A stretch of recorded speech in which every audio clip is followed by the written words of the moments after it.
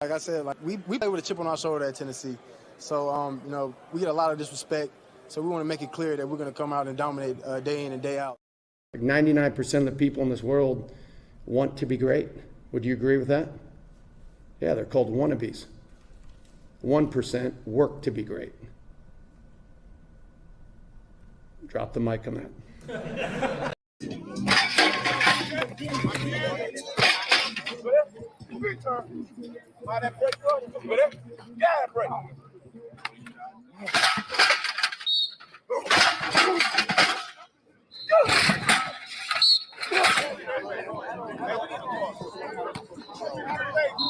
Right, go ahead. We body through. You work down the way. Here we go. Here we go. Yeah. Here we go, Sam. Get out of the way. Keep working, keep working. Here we go. It's here it's Tennessee, so we're gonna get the best guys here. That's just every year. Every time we're out there, it's competition. Nobody has a spot, nobody's comfortable. We're all working. Do you remember when we fell in love? I remember, don't worry. Do you remember? I remember how it all began. How could I ever forget? It's the first time. Do you remember?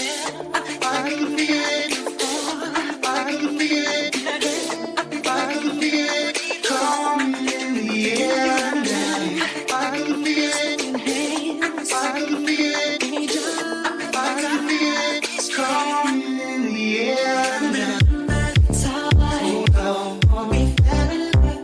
You remember the time. How could I ever forget? You remember the time. Oh, no. We fell in love. You remember the time. How could I ever forget?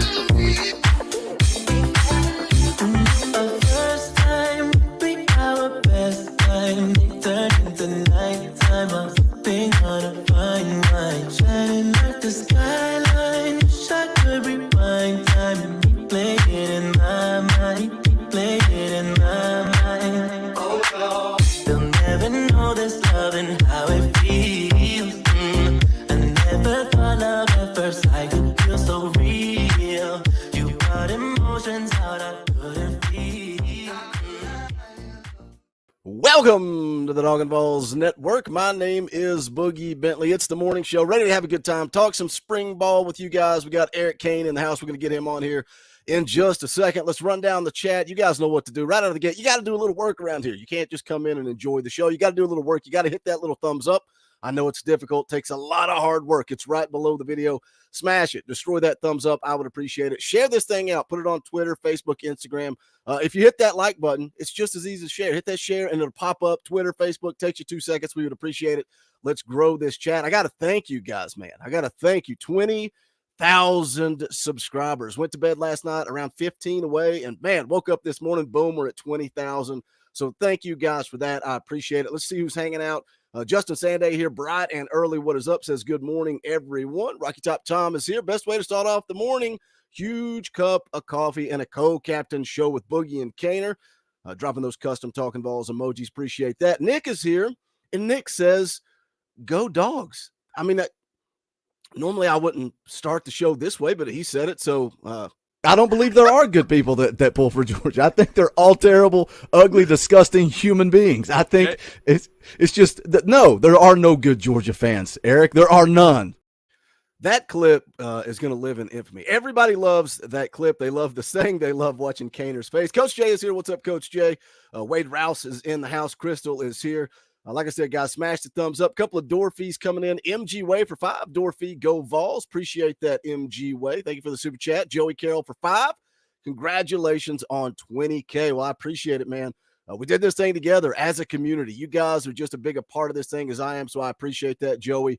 John Hill for 10 says, good, big, orange morning. Thank you, John Hill, for the super chat. Appreciate it. Let's go ahead and turn this thing from Talkin VAWLS to Locked On Talkin VAWLS. Next week, going to be getting together with Eric Cain. I'm not sure on the day yet. He's going to get back with me, and I will let you guys know. It'll never be as good as this. Next time, maybe I'll bring Hubs along, and we'll just tell recruiting stories.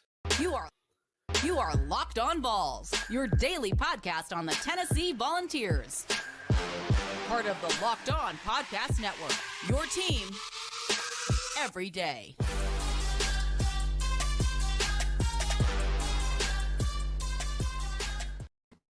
How dare he? How dare he? Hey, it skipped out on my end. What did he say? I was plugging at the end of the show that you were going to be coming on, but we hadn't ironed out a day, and he said, well, it will never be as good as this. No. Typical Austin Price. Not even shocked. Shots fired. See if I can stir up the hornet's nest a little bit. Cainer, it's been a while, man. Ready to talk some ball with you. Let's start out spring practice right out of the gate. Like watching those clips at the start of the show. Ball Football, Twitter put it out today. I get fired up. I feel like overall this fan base is still talking about basketball. They're talking about firing Rick Barnes. They're talking about being unsatisfied. And it's like Rick Barnes isn't going anywhere. They made a run to the Sweet 16. It's time to move on. And we only get a few of these. What do we get? 15 practices? What about you? Do you get fired up for when and it's different for you? You're on the practice field. You smell the grass. You hear the pads. You got to get fired up for spring ball.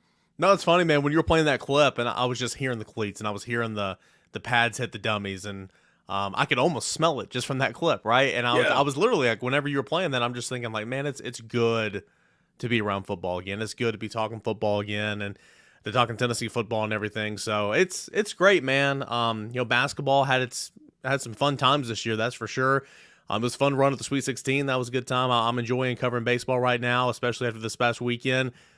But there's nothing, and there never will be anything like football. And I know it's spring football, but that's what still cashes the checks and move the needle here in Knoxville. All about football, and excited for them to be back out there. You really are the busiest man in the media. You were I think there was a baseball game and practice on Saturday. And I was like, I wonder if somebody else at VolQuest is going to do the practice notes. And Cainer's just, no, you were at practice. And then you went to the baseball game. And I'm scrolling through Twitter right before we go live. And I see that you're on the radio. And I'm like, okay, well, you got about 15 minutes, Cainer. Let's go, buddy. I know you're a busy man. But let's talk a little bit about spring camp. We're 1 week into this thing, 4 practices. They've only had 1 practice in pads. I know you guys limited time that you get to see, but then was it Tuesday? I think you saw a little bit more. What are your overall takeaways 1 week into this thing for this 2023 football team? So far there's not a whole lot of takeaways. Brent Hubbs and I were talking about this on our show last night, and his answer was like, we don't have anything definite right now because we're just 1 week in. But what we do know, and this is something Josh Heupel said last week, and you can just see out there, they've got bodies, they've got numbers, depth is where, it's never exactly where you want it to be. Certainly look at some key positions where they're a little thin, but just from a numbers perspective, you feel good about it because those of you guys that play football, like in the past, you'll know what I'm saying. Like Tennessee couldn't go 3-4 spot at a time last couple of springs, meaning you couldn't have offense defense over here, then offense defense over here, then offense defense over here. That way you do that so everybody gets reps and you get everybody repped in there. But they couldn't do that at times the last couple of years because you didn't have enough offensive linemen. They didn't have enough secondary guys to go 2 spot last spring. But that's not the case right now. Overall, it's a healthy team. They've got some numbers. Some of these new faces look good. Dante Thornton looks good. Arion Carter looks good. Keenan Pili looks good. So that's kind of what I've been looking at right now. Biggest takeaway so far is they've got some numbers. I'm intrigued to see how the first week in pads go. Then obviously the first scrimmage on Saturday. I'm intrigued to get some info back on that, and we can continue to work ourselves towards the orange and white game in a couple of weeks so we can see it for ourselves. You talk about depth and this football team, and particularly like linebacker. Linebacker is what always sticks out to me, right? Because when Heupel took over, that's when you got your long snapper out there taking reps in practice. Like that's how thin that linebacker room was. And now you look, it's particularly at the class of 23. I think they did a good job in the class of 22, adding some really good football players. Joshua Josephs, James Pierce, Tyree West. And that's something I've been kind of preaching and talking about is I want to see some of these young guys start pushing, these veteran guys, make them uncomfortable, make them, hey, I love what Jalen Hyatt says in that opening clip. Like nobody's spot safe. Everybody's working. we're all trying to get better. But the class of 23, the linebacker position in particular, everybody's talking about Arion Carter, right? But also, your secondary guys, Jordan Matthews. So much talent on this team. I feel like the class of 24 is so important. And I asked AP about this. I asked the listeners on fan call-in shows. I'm always trying to get different opinions from people. I feel like the class of 24 is so crucial because Josh Heupel's been winning with other people's talent, right? And, he's added some key pieces in the portal, which has been huge. How big is this class of 24, do you think, to continue this rebuild? Because it is a rebuild. Like, we're not done. We still got a big gap to close if you're going to catch the Alabamas and the Georgias. Yeah, I mean, it's big, right?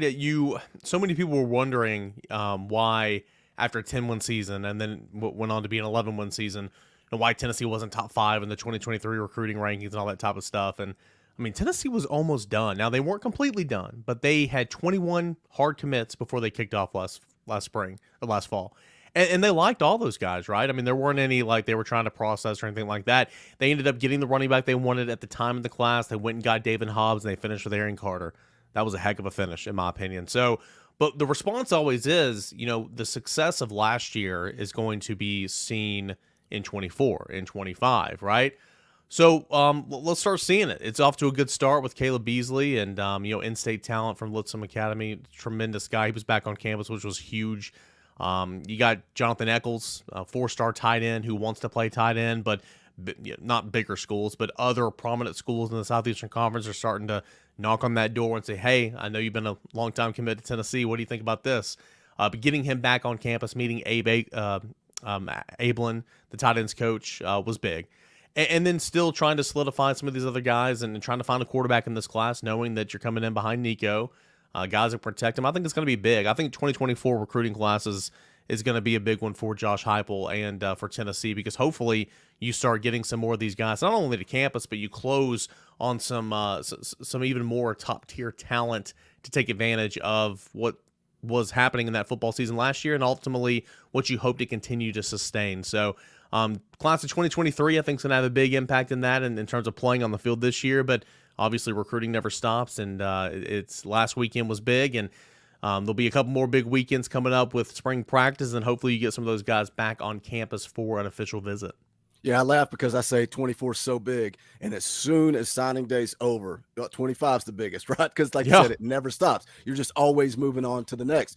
But you talk about some of those big name guys, and not even the guys that are already committed or some of the big targets that you feel good about with Tennessee, but like some of the top guys, like your Sammy Browns and your Mike Matthews and Jarrett Gibson is a guy. Like, what is it about the running back position that is stopping Tennessee from getting that elite guy? And I'm not disrespecting anybody that plays for this football team. It's just facts are facts. They went after some guys in the portal, didn't get it done. I don't know what the deal is there, but when we talk about landing some of these big time legitimate dudes, like right now they're showing interest and they all say the same thing. It's kind of like, well, I took notice last year. Tennessee beat Alabama. Like, that was a big deal. It was a fun ride last year that we went through together. It was fun going on your show, you coming here, and each week we're like, man, Cainer, it's getting bigger. The stakes are getting higher. It was just so much fun, and these kids took notice. So when we talk about on-field results and recruiting, what do the expectations look like for 2023 for this football team, not only in the world of recruiting, but also as a fan? Like, what's fair? Do you expect 11 wins? Is 9 okay? Where are you at early on? It's spring. We're going to do this again in the summer. We'll do it again in the fall. What are you thinking going into this season? It's funny. I did a show on this. I did a couple of segments on this last week, and you pull up I don't have it in front of me right now, but you pull up the schedule, and there's no reason Tennessee can't win 9 games. And I kind of showed my work. And, yeah, I mean, you see right there, if Virginia is going to be interesting just because it's game number 1, and no one is at its best in week 1, right? But, I think Tennessee can win that game. Obviously, P is going to be a win. At Florida is always going to be interesting, but I do not like that quarterback that's down there right now, so I think this is an excellent opportunity. But, of course, that's not a gimme. UTSA is not a gimme, but that should be a win. South Carolina is going to be a huge game at home. A&M will be tough. At Alabama, you won last year. There's a chance to win there again. At Kentucky is going to be big.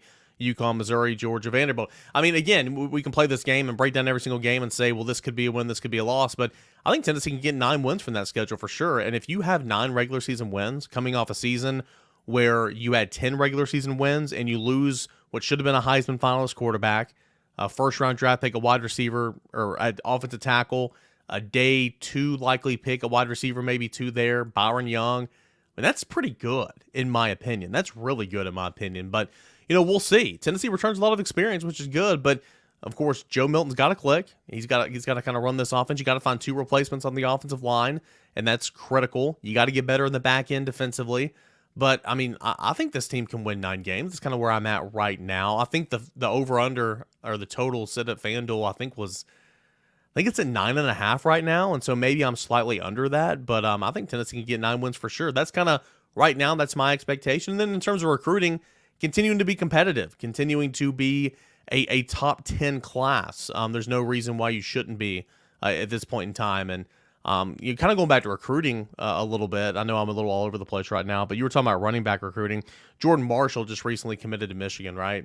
And he was on campus for a January junior day, and I remember him saying, I'm just surprised they run the ball so much. I thought this would just throw it around and everything. And, like, I'm not trying to single him out. I'm just saying just the what people think of this offense, it's hilarious. Like, this offense averages 200 yards on the ground a game. It was the only offense in the country that averaged over 300 yards passing, 200 yards rushing a game last year. Granted, you had a tight end that ran a little bit. Tennessee led the nation in rushing touchdowns last year. Like, the run game is the focal point of this offense. It starts with the run game. And so I don't know, man, like in terms of getting that elite talent at running back, you're right, because Tennessee hasn't gotten that so far with Josh Heupel being here. And I like Dylan Sampson an awful lot. I do. And I'm intrigued to see what Cam Selden can do. So, let's see. Let's see if that changes this year. But Tennessee certainly is a school that will run the crap out of the football, and it opens everything back up. I know that's football 101, but it truly does. You run the crap out of the football with Tennessee, and it truly kind of gives you the keys to do everything else in this offense. Yeah, and I don't, talking about the running backs and recruiting and the misunderstanding of what Tennessee actually does. I don't know what more they can do. They put the numbers out there, and when these kids come in for visits, they're going to sit them down and they're going to run through the numbers and this, that, and the other. And so they put the graphics out there, but there's still that misunderstanding. And I don't know if it's because there's so many splash plays in the pass game, right? It's just the big time plays are coming in the pass game, not as much so the running game. I don't know if that's what is causing it, but I don't know. We'll see. Another, I think, misconception, misunderstanding. I love using words wrong all the time on this show. And this is a narrative that you ran with. Is misconception the word? Another misconception? Yeah, that's a word. So I'm right. See, but again, I'm worse than you, so don't ask me. I love when there's like a saying and I say it wrong and I don't know which word to use. And people will comment. People will start a thread on the board or at VaultQuest.com, check it out. Or they will dive into the YouTube comments and just make fun of me, and I'm like, well, that's fair because I'm stupid. So yeah. I know. I just run with it, man. Speaking of VaultQuest, you guys are doing what? 4 months for $10? Is that what it is? Yeah, new subscriber deal. So it's a whole lot of fun over at VaultQuest.com. If you are not a member and want to be, no better time right now, $10 for 4 months. And if you want to go argue about whether or not Rick Barnes should be fired, that is the place to do it. Dude, it's spring, and I want to get on the general's quarters and read about football, and everybody's going on about Rick Barnes. I don't understand it. Anyway, back to the misconception. Yeah, what a great word. This is something that you kind of ran with last year. A lot of people wanted to hate on the defense. Oh, the defense is terrible. Defense is awful. Defense is horrible. The defense wasn't that bad. You take away the Alabama game, and that's a win. So it doesn't really – I don't care if you score 100. If I score 101, a win's a win. But you take away that Alabama game. You take away some late scores in the Florida game. You take away that dreaded, doomful South Carolina game. This Tennessee defense was pretty good. I had Big Vol Daddy on. I don't know if you know him. He's a big YouTuber, been around the block for a long time. And he made a comment of, I think if Tennessee just held teams to 25 a game, we're going to be in a great spot. And I said, well, BBD, how many points do you think Tennessee gave up a game last year? He's like, oh, I don't know, 28, 29. And I'm like, no, they were 36th nationally in scoring defense, 22.8 points per game. And again, you take away Alabama, the South Carolina, the Florida, that number's even lower. But I think this defense gets even better this year. I'm excited about the addition of the 2 kids from BYU. I think Beasley and Peely side by side. This might even be your exact words. I don't expect Keenan Peely to be all conference. That was my word. I got made fun of for that. They were like, wow, man, already not down. I'm just like, I'm talking so much about Keenan Peely. I don't want you to think that he's going to be an All-American, but I think he's going to be great for Tennessee. Veteran, leadership, grown man, and Beasley's the all-conference guy. That's the dude that we're all going to be talking about. Which 2 years ago just would have never thought that anybody would say that, yeah. Like, in his story, all the stuff that happened with him and him working his way back on the team, and then just, I mean, everybody was talking about him. But even on the back end, a lot of talent that missed spring practice. What is this defense? What do you think they need to do? A lot of sophomores that could take a step and ignite this defense as well. But what do you think they need to do to take another step? Because I don't think they were that bad a year ago, honestly. Yeah, I mean, I was so passionate about this topic, man. I wrote a story. I did some podcasts about it because, I mean, you're exactly right. Like, in defense, and I'm covering baseball right now, so Tony Vitello often calls them the internet stats, what we all look at, average, home runs, ribbies, stolen bags, a little bit of slugging, and that's fun because I use that for a lot of my analysis.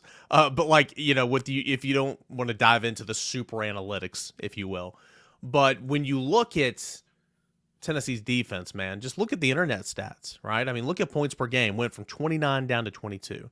Look at third downs. I don't have them in front of me. Tennessee was so much better on third downs this year. Tennessee was abysmal in 2021 on third downs. Tennessee in the red zone, holding teams to field goals or holding teams to no points on red zone trips.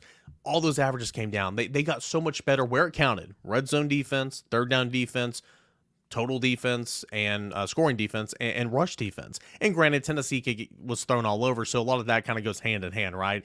If you know you can throw all over Tennessee, why would you run the ball?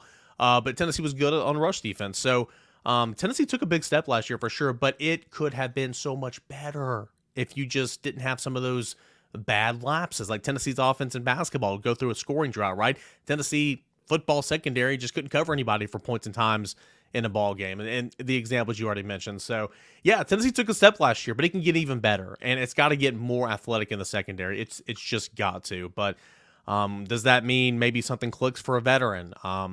Wesley Walker's going to play. Jalen McCullough, until he's replaced, he's going to play, right? Willie Martinez loves veterans. He trusts veterans, and Jalen McCullough's been pretty much a 4-year starter. So we'll see what happens there. Cornerback, you bring back an awful lot. You add Gabe Judy-Lawley into the mix. And I know he played at BYU last year, but they had some pretty big games on that schedule. He had a Pro Football Focus grade. And I know a lot of people are out on Pro Football Focus right now, and that's fair. But he had a Pro Football Focus grade of, I want to say, like 79, which is really – and he played over 600 snaps at cornerback, which is really good, like really good. And so I'm excited to see what he looks like in that mix. The Nico Slaughter, I think, is the best one. So on and so forth. But again, it's all tied in. Can you get, I sound like Brent Hubbs here, can you get after the quarterback with 4? If you can get after the quarterback with 4 consistently, you don't have to bring somebody for the second or third layer, right? You don't have to go and cover 1 or cover 0, man coverage essentially. This defense doesn't need to be in man coverage, in my opinion. You need to have somebody or 2 guys rolling over the top to willing to go help out and that help defense. So they've got to get after the quarterback with 4. They've got so many returners up front. Got to replace Byron Young, which is huge. But I'm excited about this defense. I do. And I'm so excited about the linebacker room, just that mixture of talent, young and old. I think Tennessee's in a good spot defensively. They got to get to work. They've got to improve. But I'm kind of like you. I'm intrigued to see what they look like when it's all said and done. I'm excited, too, because there are some players who I think are good football guys that will make some noise this year. Yeah, and I just want like I said earlier, the young guys to make them uncomfortable. And you talk about getting after it with 4. Roman Harrison, don't let him start. Joshua Josephs, go put in the work and take that spot from him. Tyler Barron, Tyree West, James Pierce, somebody push, man. I want these young guys. And again, just coming full circle, man. I think there are some dudes on the defensive side of the ball in that class of 23. So let them be the sophomores next year, right? In 2024, you continue. We talk about depth, and it's like, but I think it's a buzzword. It's like, oh, depth.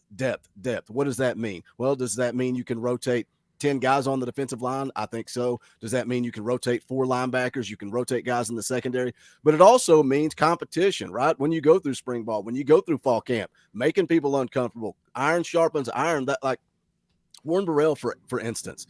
Like, I feel like you'd say Willie Martinez likes veteran guys. I think he's like, well, I'm comfortable. I'm going to start. I'm a veteran. One of these young dudes needs to make him uncomfortable. They need to push, but I'm excited. I think Tennessee takes a step on defense this year. Marcus rushed for $20. Thank you, Marcus. Very generous. That ain't cheap. $20 is not cheap. Thank you, Marcus. Says, congrats on reaching 20K. Boogie, do you think Arion Carter can be the next Al Wilson for our Vols? And Cainer, I'll throw that to you. I brought this up the other day on a stream, and I was like, because I'm just like every other fan, I'm just fired up about Arion Carter. And you read the practice report of the interception, you get even more excited. You know, you beat out Alabama. That's the biggest thing. Who is competing for this recruit? Alabama's trying to beat the door down. That's a good football player. He's already making plays in spring, getting even more buzz. But I made that exact. I was like, we need somebody like an Al Wilson. And the response was overwhelmingly, there will never be another Al Wilson. But moving right along. What do you think of that statement? And just kind of take it into, you know, what you've seen from Arion Carter so far. Yeah. Talk about guys making it uncomfortable for guys in front of them. Like, don't get me wrong, Keenan Peely, Aaron Beasley, they're going to play. But like Arion Carter is that type of guy that comes in. He already looks like a vet. He spoke to us earlier last week, and I talked to him throughout the recruiting process, so I knew it. I was like, you guys are gonna be blown away by how well this guy is intellectually, and he just seems like a junior or senior. Justin Williams Thomas, who's no longer here, obviously, but he was kind of like that last year. Just so smart, so advanced for his age. But anyway, back on the field. Man, he's big. His feet are so quick. His hips are so smooth. I'm just sitting over there watching linebacker Indy, and I'm comparing him to some other freshmen. And then I'm comparing Arion Carter to some veterans. And I'm like, boy, Arion Carter might be the best one I'm seeing in this drill right now. Just so fluid, right? And so then I see it go over during that longer practice we got to see on Tuesday, and I see him go in, just read pass, drop back into his hook curl, find his receiver, find the ball, break on it, go make a play. I'm like, man, like, okay. I think this guy's going to play this year. Now, start? No. 40, 50 snaps a game? No. But can he carve out a role and give you some snaps and be that fourth or fifth linebacker in the rotation? Absolutely. I think he's going to be a stud. So I'm so excited about him. And I like Jeremiah Thielander and Jalen Smith as well. But Arion Carter was that late get. He exploded in the recruiting scene as senior year of high school. He was a running back commit to Memphis in July, if you guys remember that. And you're exactly right, man. Like so many times in recruiting, you just go to, On3 or 247 or Rivals or wherever you shop at your window there, and you just say, oh, well, he had offers from so-and-so, so-and-so, so-and-so, so-and-so. Was it a committable offer? Was he a take?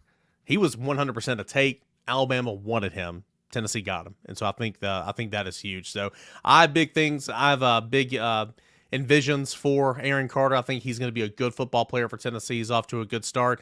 Excited to see what he looks like in full pads. Obviously, whenever we get to see the orange and white game. Ricky D with a $10 super chat. Thank you for the tip in the old tip jar. Ricky D didn't have anything to say. Just says, Boogie, here's $10. I appreciate that, my man. Thank you for the tip. Pretty sweet setup right there, Boogie. What? Don't have to say anything. Just get $10. Oh, yeah. Pretty sweet setup. Yeah, I mean, when a man wants to pay you $10 and doesn't say a single word to you, I mean, I'll take that. I'm waiting on the day for someone to give me a super chat and be like, Cainer, here's $5. Will you shut up for 20 minutes? All right. I'm surprised I haven't got that yet. It's coming. We'll just sit here in silence. I'll type over here. Yeah, I'll sit and stare at you guys for the right amount, for the right super chat, which that may happen here anyway. My voice is slowly but surely going out. I was talking to my wife because I started getting sick again. I was talking to her about last year, Florida. It's like both of us talking. It's like we're getting sick. Of course, it's the Florida game. It's the biggest game. And it's like, of course, that's when sickness comes. Yeah, it is what it is. But we're going to get you out of here, man. Give all your plugs. I know you got VolQuest. $10 for 4 months. Can't beat that deal. Go sign up. What else you got? Where you at? Where can they find you on Twitter, the YouTubes, all that good stuff? Yeah, man. Locked On Vols every single morning, 30 minutes or less. You can come and talk to Tennessee Volunteers with me, Tennessee football, tons of spring practice coverage. Subscribe to the channel Locked On Vols if you wouldn't mind, and it's on YouTube as well. As you mentioned, VolQuest.com. I mean, seriously, great deal going on right now. And spring football practice, you're going to get no better coverage than us over at VolQuest.com. So come and be a part of the General's Quarters. Come and be a part of our family. Got Monday Night Chat coming up tonight. We'll have a podcast tomorrow. So good stuff going on there. And, of course, you can find me on Twitter @_Cainers, where I post pretty much all my work. And if you like Tennessee baseball, follow me there because I'm a college baseball account now. So you can get anything you need on Tennessee baseball as well. Appreciate it, buddy. You're the busiest guy in the media, from the radio to the YouTubes. You're going to probably go run 3 miles and go work. I don't know. You'll do something. Appreciate you coming on, buddy. It's always a good time. Thanks, Boogie. Appreciate you, Later, man. All right, we're going to keep rocking and rolling. I want to do a little quick plug. We got, I don't know how many people we got. I don't know what the deal is with StreamYard lately. Lately, StreamYard is not showing any viewers, so I don't know what the deal is with that. So however many of you guys are here watching, I appreciate it. Do smash the thumbs up. We're not going anywhere. We're going to keep this morning show rolling until Boogie can't talk anymore. And then once I can't talk, I guess we'll wrap it up. But smash the thumbs up, share out the link, all that good stuff. Go check out the merch. I want to see you guys rocking that Boogie Dauber 24 shirt at the orange and white game meet and greet tailgate G10 parking garage. Can't wait to come hang out with you guys, have a couple of cold beverages, and then we'll go in and watch the spring game. Looking forward to it, man. All the meet and greets have been way far away from Knoxville, so I'm ready to get together down there outside of Neyland Stadium, right outside in G10, and hang out with you guys. But I want to see you guys, everybody that shows up to the meet and greet, better have a Talkin VAWLS shirt on, except for me. I'll probably show up in an App State hat and something else. Who knows? I'll see who I can offend at the spring game. All right, I want to talk about this. I made a video about it yesterday, and I saw some of you guys talking about it in the chat, but I still want to bring it up. It's worth talking about. I want to get your opinion right here on a live stream where we can talk about this. Did anybody see this? Did you guys see this? Trent Seaborn was in Knoxville over the weekend to visit Tennessee. 8th grader. He is in eighth grade. 6 foot, 179-pound quarterback, class of 2027. I saw that he visited Tennessee, and I just kind of laughed about it. I was like, an 8th grader? Like, why are we talking about this 8th grader? And I was scrolling through all the comments, seeing what people on VolQuest were saying about it. He's projected to be the number one, not only number one quarterback, but probably the number one player in the class of 2027. Absolutely hilarious to me. An 8th grader. I'm laughing. I'm not going to make a video on this. I start reading the comments, and then I see this, the highlights. And I go take a look at this kid's tape. And again, this is an 8th grader. And some people didn't get it. Some people didn't understand the point of the video that I made yesterday. And if you haven't watched it, go back and check it out. Give it a watch. I think it's a good video. The point of the video is not always trending to Tennessee, always coming to Knoxville. He's coming to Rocky Top. He's going to be a Tennessee quarterback. The point of the video is that this kid is in 8th grade, and he plays football for his varsity football team, his high school varsity football team. And I think that's when you have a blended campus of middle schoolers, high schoolers, 8th grade through 12th grade, whatever the case may be. In that situation, an 8th grader can play for the varsity team. He's the starting quarterback out there playing with 16, 17, 18-year-old kids. This dude's in 8th grade. Won the Alabama 7A state championship as the quarterback. I want to watch some of his tape. Just watch the highlights, man. This is an 8th grade kid. Look at the arm strength. And I know John Hill, I don't know if John's still in the chat, left a comment saying that he throws into coverage a lot. Well, first of all, he's an 8th grader. But one thing I do like when he does throw into coverage is just look at the ball placement. Look where this kid puts the football when he does throw into coverage. But the arm strength is just unbelievable to me. Do you guys think it's comical? Do you think it's funny that we're sitting here? Look at this throw right here. Look at that throw in the corner of the end zone. Coach Jay, I wouldn't be mad at us breaking down Trent Seaborn as an 8th grader and talking about his film. Devin Hayes in the chat says, check that kid's birth certificate. I know, man. I know. That's why I made the video. Not because, again, it's not, most of the videos I make are guys that are not necessarily trending towards Tennessee, but they have heavy interest in Tennessee. Tennessee has heavy interest in them. But, it was a softball. The kid was on campus. He was in Knoxville. He's in 8th grade, and he's winning state championship with his high school football team. You guys have to bear with me. My voice is going out, so might be some awkward moments of silence. But again, I know all the comments. I know everything. Oh, he's in 8th grade. A lot can change. He could get hurt. He may quit football. How does he develop? He's going to go to Alabama. I get it. I get it. We're looking at the talent that this kid has as an 8th grader. And again, Trent Seaborn, 2027 quarterback. He's going to end up being the top player in the country. Everybody's going to be coming after this kid. He's already got 12 offers. I think he's got 12 offers. This is a good point, Dakota. This is something that Wayne Starnes said last night during the NCAA stream. Build that relationship now. Tennessee's not even offered him yet, but build that relationship. Get to know this kid. Start checking in on him. It's like Cainer just said, recruiting never ends. Recruiting goes on forever. Coach J, sophomore burnout is real. But can you really get burnout when you're the best in the country? I guess you can. I guess that you possibly can. But, man, I thought that was worth watching. Go back, watch the video I put out yesterday. Go a little bit in depth. I went through an article. Got some quotes from him. His interest in Tennessee is real, but we'll see, man. Class of 27 is a long way away. We're focused on the class of 24 right now. We're focused on some guys like Jake Merklinger, quarterback that could be committing soon. Just wrapped up his visit. He was on campus this past Saturday. He's going to go back home, talk things over. I don't know when he's going to pull the trigger. He's the guy that I could see ending up at Tennessee sooner rather than later. Look, something I wanted to do because I've not got a chance to do it yet. I've not watched this. I've not seen it. I have no idea what Rodney Garner says, but I love Rodney Garner. I love his no-nonsense approach. He's like the uncle that I wish I had that yelled and screamed at me all the time, but I loved him anyway. I got a couple of those. Got a couple of those, by the way. But that's what, like Papaw Rodney, that's what it reminds me of. Look at him sitting there. Had knee surgery here when he had some downtime. Now he's sitting down talking to the media. But I love Rodney Garner, man. He's the best in the business. Talent evaluation, player development, putting guys in the league. I love me some Rodney Garner. I wanted to hear what he had to say. So this is from Ben McKee's YouTube channel. Ben usually has the best audio. So we're going to go ahead and play through it, see what Coach Garner says. This was from Saturday after practice. That was the first practice in pads, man. That's when it gets real. That's when it starts to get real. So we're going to go through this, see what he has to say. If you guys want me to stay live, you know how to do that. You know how Boogie likes to shill. I will shill. You guys drop those entry fees. We may go through some recruiting.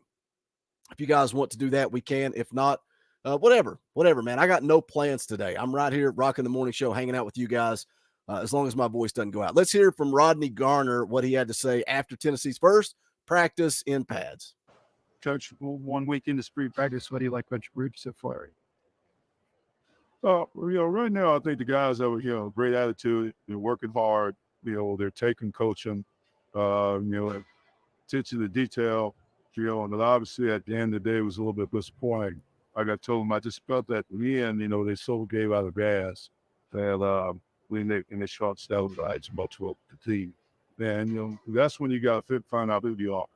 And when you're faced with that adversity, we got to find a way to strain, and we got to strain to tough it out. We got to continue to fight to this. And that's something that we got to tell it. Rodney, that's why I love Rodney. He's never happy. He's never satisfied. He always demands more. He always demands perfection.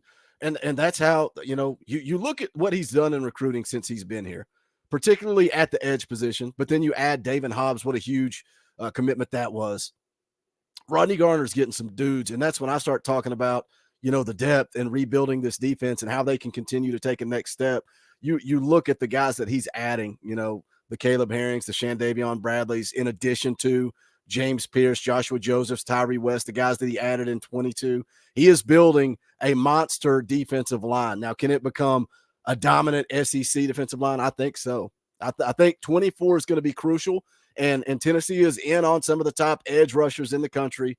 And Rodney, he's going to get what he gets, man, and he's going to develop those guys. And that's recruiting 101. Big Orange Mullet, best position coach in the country. I agree, man. I love me some Coach Rodney Garner. He's so good, and I love listening to him talk. But right out of the gate, typical Rodney Garner, never satisfied, not happy, didn't finish right, ran out of gas, got to do better. We got to be better. We got to be elite. I love the quote that I play a lot of times at the beginning of the streams where Rodney says, nobody came here to win 7 games. We came here to win SEC championships, national championships. Let's hear a little bit more from Rodney Garner. That's the first stage to be the man. So try to have that. It's just the low bracket. I count it. Well, I mean, but still, that's what we're working through. That's what we're supposed to be built for. You know what I'm saying? Like I said, it's easy to be a fight welder. Everybody's good when we first starts, but how we then finish it. And that's what we've built this program out. We started trying to establish and playing with relentless effort, playing hard, playing with strong physicality. Those are the things that are our trademark. Those are our standards. We can't compromise who we are and nothing less. Can you ask more of the guys that you panel around for a couple of years? I would say that. Obviously, guys that are veterans has been in the program, been a part of this, his third year in it.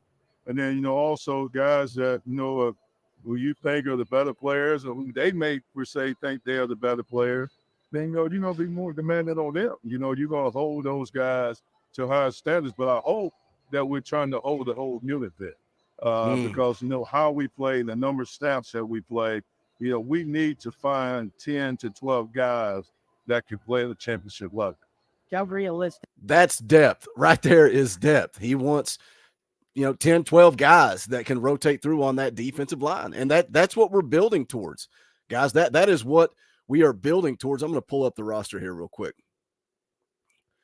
That's what Rodney's building when he's stacking these recruiting classes year in and year out. And when it gets to the fourth quarter against Alabama and it gets to the fourth quarter against Florida, when you need that final push and you've had a breather, you've been able to rest. But, man, Tyler Barron, Roman Harrison, two seniors, man. Two seniors. Can they go out like BY went out? Can they go out on top?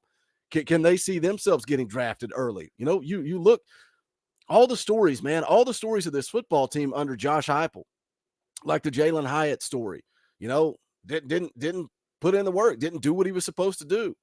And then he puts in the work, Biletnikoff award winner, looking to make a lot of money in the NFL. Now it's the same thing with BY, man. Like, I remember saying I thought BY was going to be a world beater, and I was just disappointed. But then going into that last year, man, he dominated. Now he's looking to make some big-time money at the next level. So, it's like he said there, the veteran guys. Can you get a little something out of Tyler Barron, Roman Harrison? And then Joshua Josephs, Tyree West, James Pierce. What does the transfer Omar Norman Lott look like? Omari Thomas, it's a money year, Omari. It's time to make that bag. Bryson Eason. And then you got DeJoun Terrier, who is a kid that I like a lot. But you start getting production from a big number of guys like that. That's how you dominate and win late in the fourth quarter, man. Late in the fourth quarter when you're fresh and they're exhausted because you've been leaning on them for 60 minutes. Is that you can give us numbers? Pardon me? How realistic is it that you can give us numbers? Well, that's what we got to get up. I mean, that's bottom line. That's what we've done every year.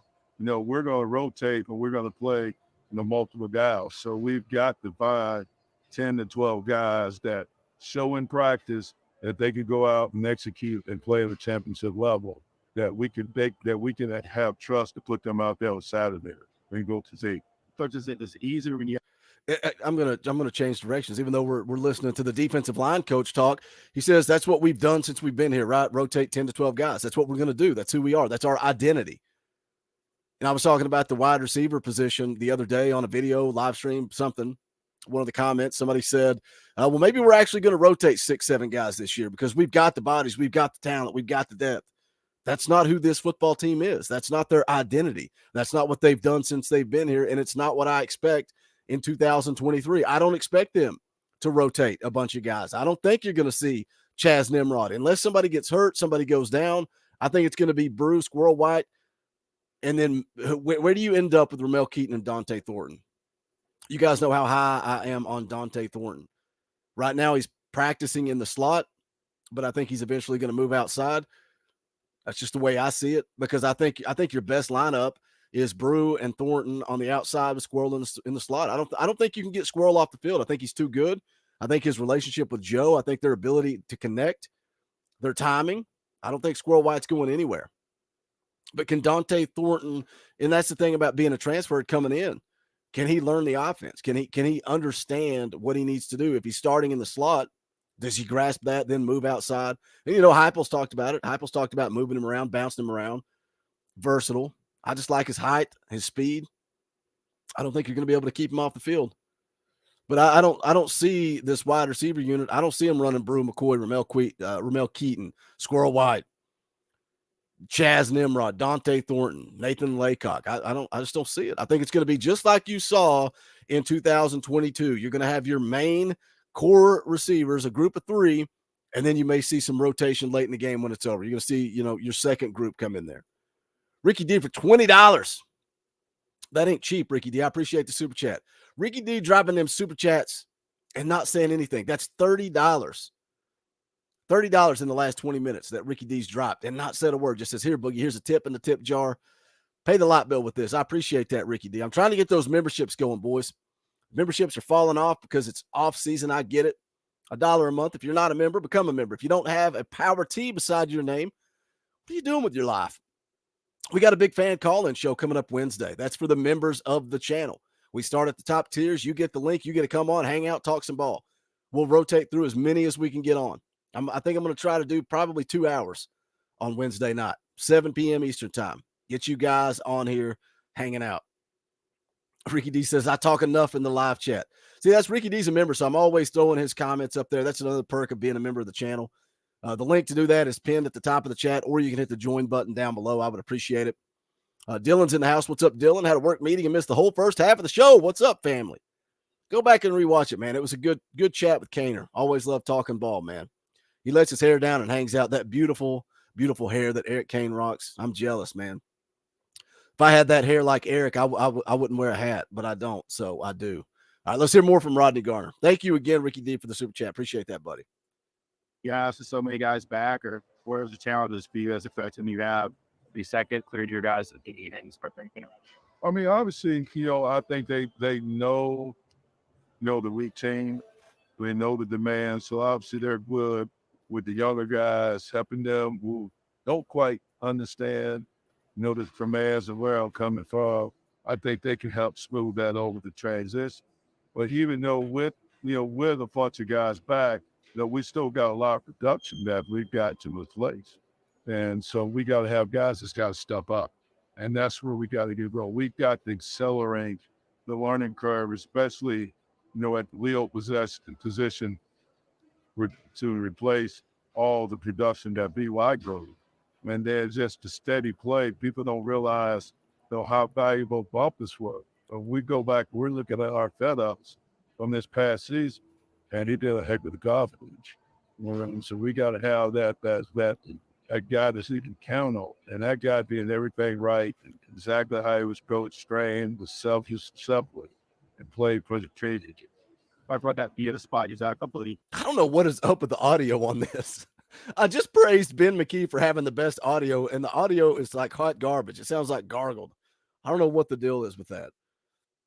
But he talks about production, and that again, I'll just use Rodney Garner to kind of go through the entire roster. He mentioned Latrell Bumpus. Obviously, BY, you're going to talk about him when you're talking about loss of production. But it's the same on offense with Joe, right? You're losing Hendon. That's a ton of production. You're losing Jalen Hyatt. That's a ton of production. Who's going to step up and be those dudes? And, I think there's so much young talent on this football team. And that's what excites me. Like Cainer and I were talking about, some of the sophomores, some of the guys from the class of 22, who is going to step up and produce? Who's going to step up and put up numbers from those young players? Can somebody like Nathan Laycock make a difference as a freshman? Chaz Nimrod. And again, I stick to what I said. I think this coaching staff is going to roll with 3 wide receivers, but everybody gets an opportunity in practice. And that's Brew's going to be gone next year. Ramel Keaton's going to be gone next year. That's when the competition is going to be on for guys like Chaz Nimrod and Nathan Laycock. Who's going to step up and be that dude? After going into 2024, that's a big year, man. A lot of you guys in the chat have said that 24 is the year. 23 is this weird little gap year. 24 is the year. What's up, Craig? Good to see you in the chat, buddy. Craig says he didn't get a notification. I don't know, man. I have YouTube on my phone for whatever reason. Last night's live stream and today, after going live, it still just shows the stream is scheduled. It doesn't show that it's live. So I don't know if that's causing the problem, Craig, with your notifications or what the deal is. YouTube's always, man, so glitchy and weird. Second year guys, gossip things, Taylor's new, Chroma T Rowless. We're playing for you about. All right, this is driving me nuts. I'm going to switch this real quick. I'm going to switch this to the VolQuest feed and see if it's better. I don't know what the deal is, man. It's usually so clean. Ben McKee's audio is usually so clean. It sounds like they're underwater for some reason. Let's see here. Where's their Rodney clip? Let's see here. There we go. See if this sounds better.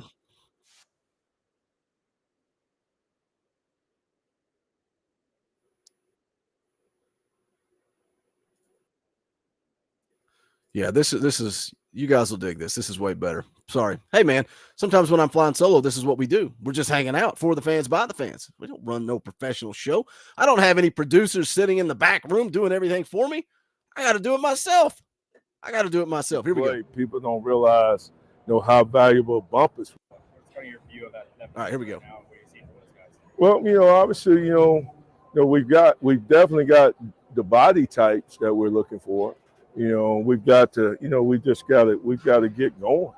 We've got to get the juices flowing and get the confidence going and just get them the technique where they can, get loose, let the hair down, let some personality come through, and just getting confidence that I can go out there and do it down in and down out.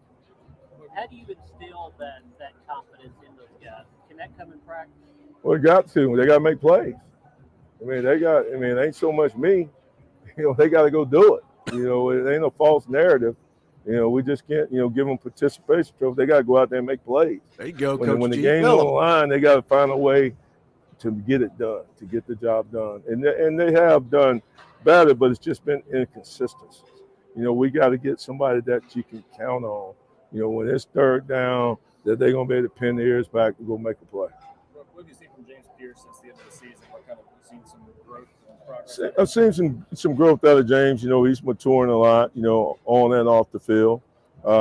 He's got to continue to do that. He's got to keep moving the needle in the right direction. He has a lot of potential, but he's got to make sure that he's investing enough in it to get what he wants out of this, and that's what it's got to take, What are your early impressions of Caleb Herring just a few days out there? I think the Herring kid's going to be a real good player. I really do. Really excited about him. I think he loves football. I think he's tough. I think he's got the length. I think he has a skill set, so I think he has a bright future. And I think it's important to him, I'm pleased with all four of those guys. We just got to keep working, and we got to you hope you start getting some separation, from them where it's just all right there together. We need some people to start pulling away a little bit. Man, again, going back to what Cainer said about that's how this defense takes a step, getting pressure with four, not having to bring blitzes and different packages, getting pressure. And that's why Rodney Garner is such a crucial part of this rebuild. Josh Heupel's offense is going to score points. Josh Heupel's offense is what it is. He's going to score points no matter what. And we can talk about, Nico. We can talk about landing guys like Ryan Wingo and Mike Matthews. Ultimately, I don't know that it matters, honestly.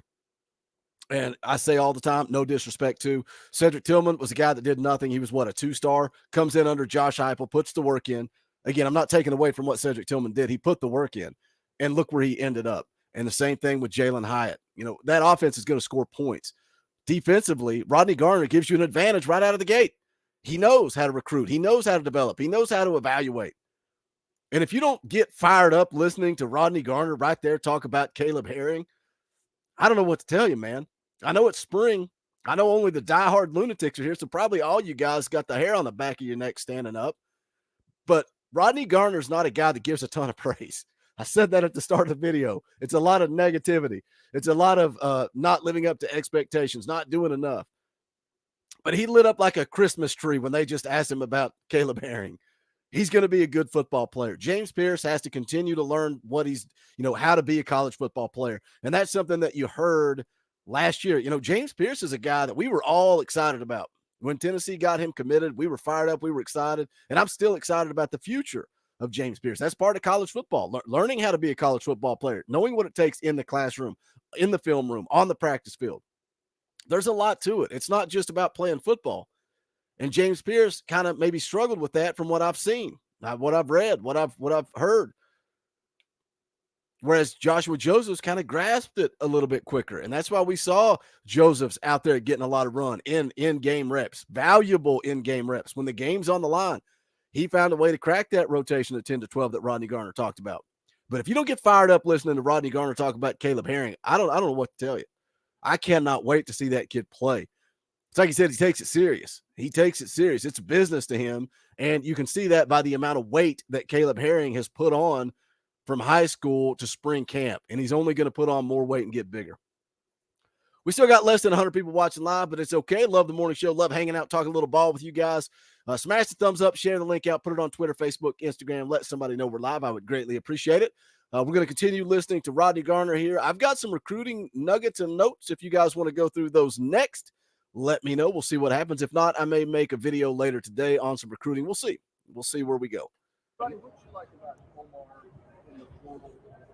I know you've known him for a couple of years. What was it about him that made sense for him to transfer his together? Well, I didn't know him for a long time.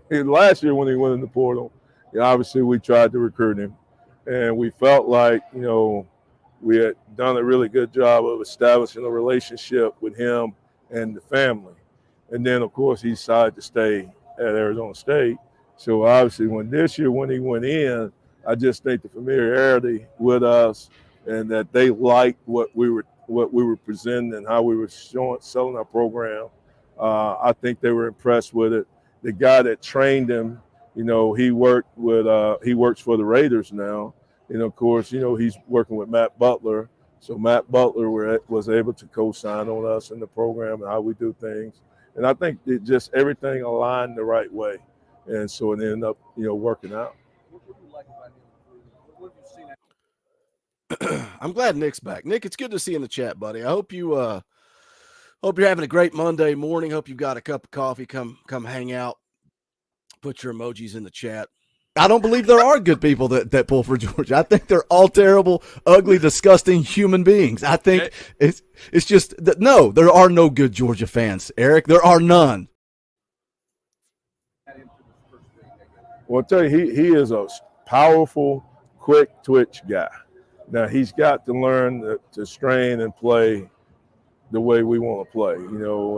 Obviously I think they were doing more, mirror step on the line of scrimmage, where we want to be more vertical, create knockback, all that. But, I think the kid has some natural stuff that he can help us, on the defensive side of the ball. You talked about how guys are trying to get in shape. How much of it is this mistake is costing? Come on. PaulQuest, we got to put the ads on our videos. Come on. That's something I will never, ever, ever do to you guys, is put ads in the middle of my videos. You're talking about a 10-minute video. That's it, a 10-minute video. Why do I need to plug an ad into the middle of a 10-minute video? I will never do that to you guys. And yes, I'm making ad revenue, and it's going to show ads at the beginning of the video and at the end of the video. But I'm never going to make you guys sit through a freaking ad once my video starts. It drives me absolutely nuts. All right, here we go. Back to Rodney G. Getting in game shape by practicing or on their own? I think it's all encompassing. Obviously, you gotta do stuff on your own and take care of your body and do different things. But as you can tell, we work them pretty good in practice. We strain them pretty well. So and the day was just our fourth day. So I thought we did some good things. Obviously, I think there's a lot of things we can improve on. When you go up there and see the film, it won't be as bad as we thought it was out here, nor as good. Somewhere in between will be where reality lies. And, we'll go and make the corrections on Monday's a meeting day. So we'll get a lot of film time to show them film. And Tuesday, come out here and try to correct, some of those mistakes that were made today. Rodney, do you have the leadership there? Well, that's something that we're still trying to cultivate. We've got some good young men in that room. I can't say that that's probably the strong suit, like Amari Thomas. He's going to do everything the right way. But is he willing to grab the bull by the horn and snatch a knot when needs to be? That ain't really his personality. But he does it by example. All right. But we still need him to even grow and become even a better leader. And we still need for some other leaders to come on. You don't have to be a senior to be a leader. You can be a young guy and be a leader. It's just about, you doing things the right way, and people know you're doing it the right way, and they're willing to listen and adhere to what you're saying. That right there excites me. Hearing him talk about Omari Thomas. So that's a guy, again, senior, money year, trying to get to the next level, get to the NFL. And Coach G's telling me that he does everything the right way. I'm expecting a big year out of him. We'll see. I think he could be the anchor. And some people just aren't wired that way, right? To be that aggressive type of leader. But man, that's twice. That's twice that old Papaw Garner got fired up and lit up like a Christmas tree. That excites me because I think this defensive line unit's going to be really, really good this year. I think they're going to be really good. So that excites me seeing Coach G get excited. You talked about Latrell at his position, what he brought. Is there anybody separating themselves early on at that position? Well, obviously, he was a defensive end, so, we do have, we've got Barron Tyler back, we got Don Bailey back, we got the West kid back, Jason Dick. So you got some veteran guys that were that's at the defensive end position. But, still the same thing that we need to continue to grow at that position. Tyler's been a little banged up. Today was probably the most practice that he's done. So, we need him to keep taking that. He has really good leadership qualities. We need him to get that funnel all going in the right direction because he is an influencer, and we need him to be a positive influencer. Russell, 100%. I think Coach G uses. I think all coaches use press conferences to communicate to their players and not. I've started to say take shots, not necessarily take shots, but to put stuff out there to light a fire under them or motivate them or whatever. 100%. I do think that, which why it kind of surprises me for them to ask about a freshman in Caleb Herring and see him just light up and say that Caleb does it right. Caleb's going to be a special kid. Yeah, I think he does use it, but maybe he knows. Maybe he does, maybe he knows what they need to hear. Maybe that's what Caleb Herring needs to hear. But to answer your question, yes, 100%. Dakota, there's a Talkin VAWLS Discord out there, but I'm not a Discord guy. I know nothing about it. My stepbrother set it up. It's out there. See, I don't even know if you just search to find it or if I have to invite you to it. I have no idea. It's there. There's nothing on it. I know you love Discord. I don't know anything about it. Robert Ayers joined the staff. What's he added for you guys? Oh, I think Robert's going to be a really good young coach. I mean, I'm really excited about him. Obviously, he's got credibility instantly.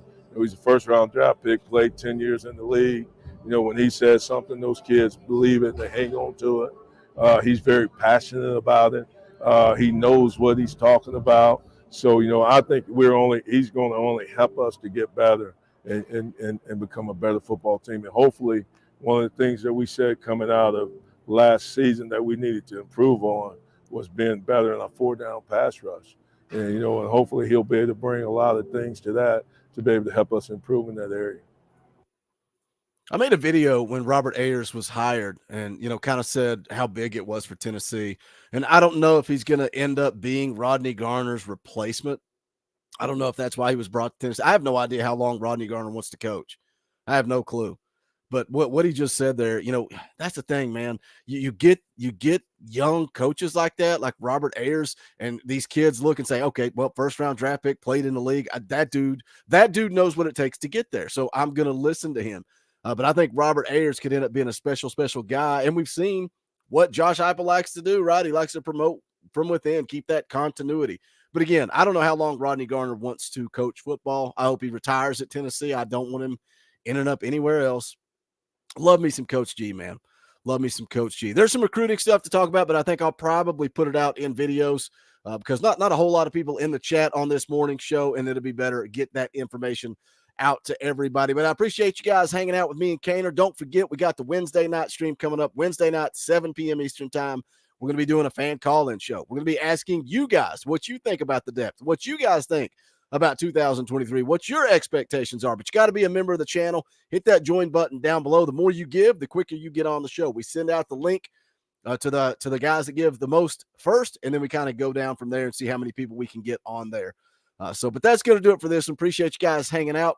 We will catch you on Wednesday night. Got more videos coming your way throughout the week, but that's going to do it. This is the Talkin VAWLS Network. My name is Boogie Bentley. Go Big Orange. How like being always at an arcade, soaking moonlit falls, unbroken past this inundated orb that we call